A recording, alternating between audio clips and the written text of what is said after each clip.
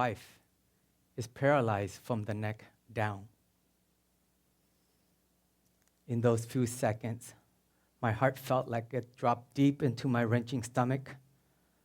How could this be happening to a young, healthy woman? Standing in that emergency room, hearing those 8 words, the palm of my hand was shaking. My knees was trembling. It felt like the foundation of my life was yanked underneath my feet. Life was at a standstill. I was trying to hold on to that edge of that gurney in that state of shock and confusion, confused with what the doctor was telling me. We have run all the lab available to us. There's no physical injury. Her CTs and MRIs are normal. Her kidneys and liver functions are normal. There's no drugs in her system. There's no toxin in her system. Right now, we ruled out heart attack. We ruled out stroke. We're just waiting for the ICU to open up a room to admit her. We don't have an answer for you. In those few minutes, it felt like it was an eternity. I knew that I had to snap out of that haze and take action. At that moment, armed with a background in functional medicine and energy medicine, I knew deep down inside that there got to be a better solution. At that moment, I refused to accept what the conventional doctor was telling me, that they don't have an answer. I knew that if I want my wife back, I have to take action. I have to take action to give my children the mother that they needed.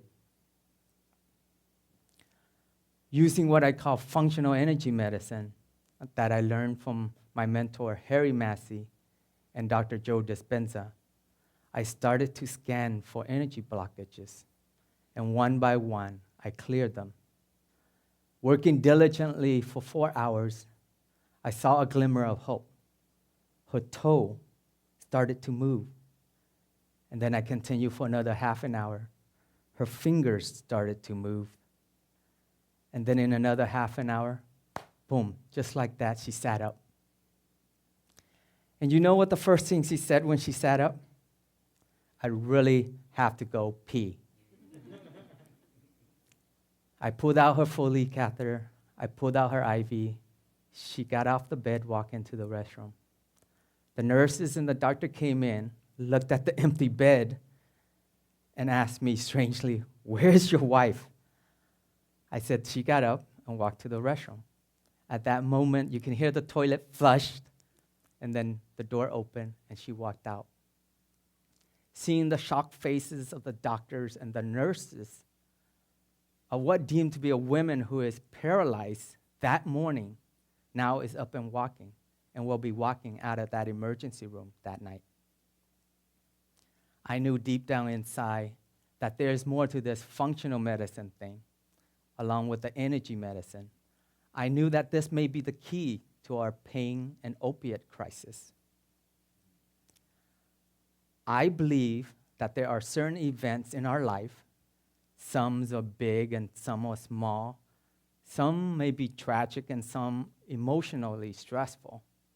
It all meant to have purposes. It's really the universe's way of telling us how to live a more meaningful life.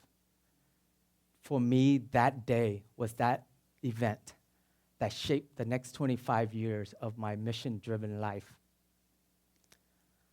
I am grateful to stand here in front of you today to deliver you a simple message.